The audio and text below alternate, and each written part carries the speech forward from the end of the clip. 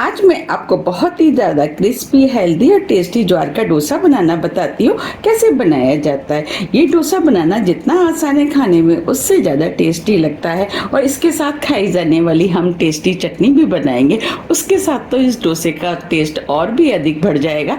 तो चलिए बनाना शुरू करते हैं। सबसे पहले हम चटनी बना लेते हैं। चटनी बनाने के लिए 1 टीस्पून ऑयल हम इस पैन में डाल देते हैं। ऑयल को गरम होने देते। ऑयल गरम हो गया है, इसके अंदर आधी टीस्पून जीरा डाल देते। 4 से 5 लहसुन की कली, 2 हरी मिर्च, आधा इंच अदरक का टुकड़ा जो छोटे पीस में काट लिया है, इसे भी डाल देते। अब सभी चीजों को हम हल्का सा भून लेते। अब ये सभी चीजें भुन गई हैं। ये हमने एक मीडियम साइज की प्याज ली है जो छोटे पीस में काट लिया, इसे भी डाल देते और प्याज को भी हम 1 मिनट करीब भून लेते। अब इसी में हम 5 से 6 करी पत्ते डाल देते, इससे फ्लेवर अच्छा आएगा। 3 से 4 सूखी वाली लाल मिर्च। अब इनको भी हम प्याज के साथ भून लेते हैं। 1 मिनट करीब हो गया है। अब ये सभी चीजें भून गई हैं। ये हमने 2 बड़ी साइज के टमाटर लिए जो छोटे पीस में काट लिया, वो डाल देते। टमाटर को मिक्स कर देते। अब ये टमाटर जल्दी से सॉफ्ट हो जाए तो इसके अंदर 1/4 टीस्पून नमक डाल देते हैं। नमक आप अपने टेस्ट के अनुसार थोड़ा सा कम या ज्यादा भी कर सकते हैं। ये हमने थोड़ी सी इमली ली है, इसे भी डाल देते। इससे चटनी में खट्टापन आएगा, उससे चटनी खाने में और भी ज्यादा टेस्टी लगेगी। अब इसके अंदर 2 टेबल स्पून पानी डाल देते हैं। पानी को मिक्स कर देते। अब इसे ढक देते हैं 2 मिनट के लिए। मीडियम फ्लेम पर सभी चीजों को हम सॉफ्ट होने देते हैं। 2 मिनट करीब हो गए हैं। अब ये सभी चीजें सॉफ्ट हो गई हैं। ये आधा कप हमने फ्रेश नारियल लिया जिसे कद्दूकस कर लिया, वो डाल देते। आप चाहे तो इसकी जगह नारियल के बुरादे का भी इस्तेमाल कर सकते हैं। नारियल को मिक्स कर देते। अब ये नारियल भी मिक्स हो गया है। नारियल डालने से चटनी का टेस्ट कई गुना बढ़ जाता है। अब फ्लेम को हम ऑफ कर देते हैं और मिश्रण को ठंडा होने देते हैं। जब तक ये ठंडा हो रहा है हम डोसे का घोल बना लेते हैं। उसके लिए ये हमने 1 कप ज्वार का आटा लिया है। ये आटा हमें इजीली मार्केट में मिल जाता है। ये हमने एक छोटे साइज की प्याज है जो छोटे पीस में काट लिया है, वो डाल देते। 1 हरी मिर्च आप अपने टेस्ट के अनुसार थोड़ी सी कम या ज्यादा भी कर सकते हैं। आधा इंच अदरक का टुकड़ा जिसे कद्दूकस कर लिया, इसे भी डाल देते। अब इसके अंदर आधी टीस्पून जीरा डाल देते। नमक टेस्ट के अनुसार। 1 टीस्पून सफेद वाले तेल, इससे डोसा देखने में भी सुंदर लगेगा और खाने में भी टेस्टी लगेगा। थोड़ा सा हरा धनिया।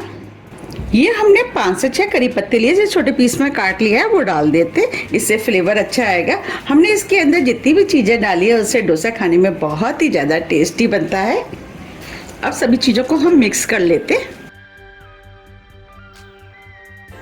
अब ये सभी चीजें अच्छे से मिक्स हो गई हैं। ये हमने 1 कप पानी लिया है, वो डाल देते। पानी को मिक्स कर देते।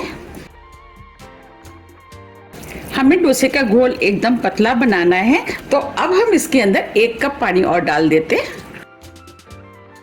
पानी को मिक्स कर देते। अब ये डोसे का घोल बनके तैयार हो गया है। हमें डोसे के लिए इस टाइप का पतला घोल चाहिए। अब इस घोल को सेट होने के लिए 10 मिनट के लिए साइड में रख देते हैं और चटनी देख लेते हैं। अब इधर चटनी का मिश्रण भी ठंडा हो गया है। अब हम चटनी पीस लेते हैं। अब चटनी के मिश्रण को हम मिक्सी के जार में डाल देते।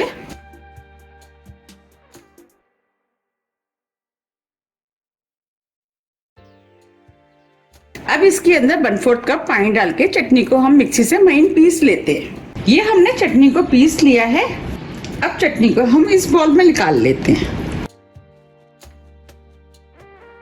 इस जार में चटनी लग रही थी, उसमें हमने थोड़ा सा पानी डाल दिया है। अब इस पानी को भी इसी चटनी में डाल देते हैं और पानी को मिक्स कर देते हैं। अब ये चटनी तो बनके तैयार हो गई है। अब हम चटनी में तड़का लगा लेते हैं। तड़का लगाने के लिए हमने 1 टेबल स्पून ऑयल तड़का पैन में गरम कर लिया है।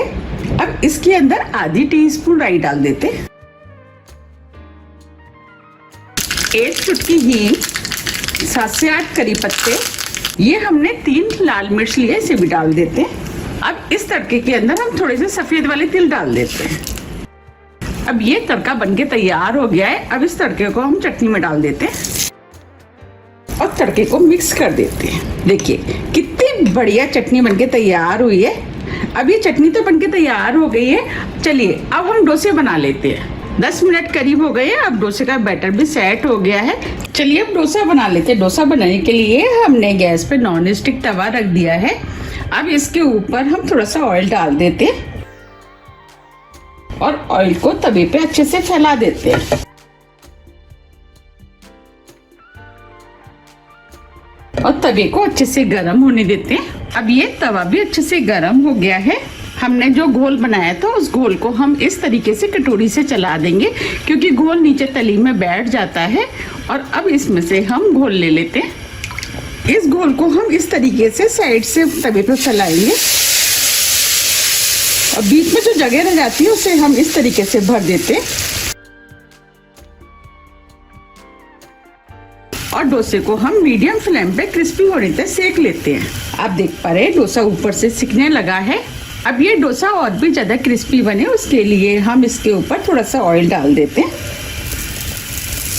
आप चाहे तो ऑयल की जगह घी का भी इस्तेमाल कर सकते हैं और डोसे को सिकने देते हैं।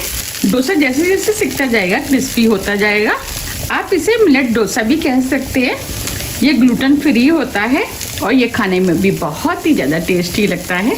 अब ये डोसा भी चारों तरफ से सिक गया है और क्रिस्पी हो गया है। अब हम इसे उतार लेते हैं।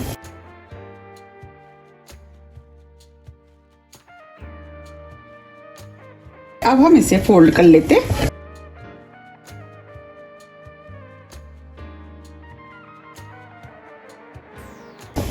देखिए कितना बढ़िया डोसा बनके तैयार हुआ है और इसे हम प्लेट में निकाल लेते हैं।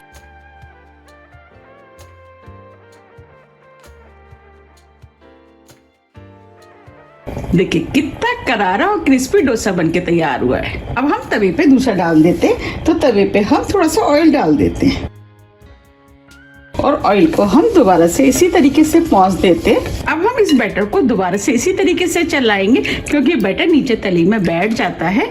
अब इसमें से हम बैटर ले लेते हैं और तवे पे बिल्कुल उसी तरीके से फैलाएंगे जैसे हमने पहले फैलाया था।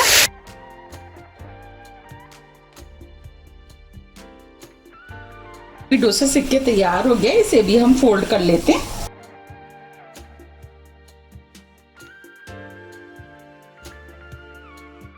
देखिए कितने क्रिस्पी डोसे बनके तैयार हुए। इसे भी हम प्लेट में निकाल लेते हैं।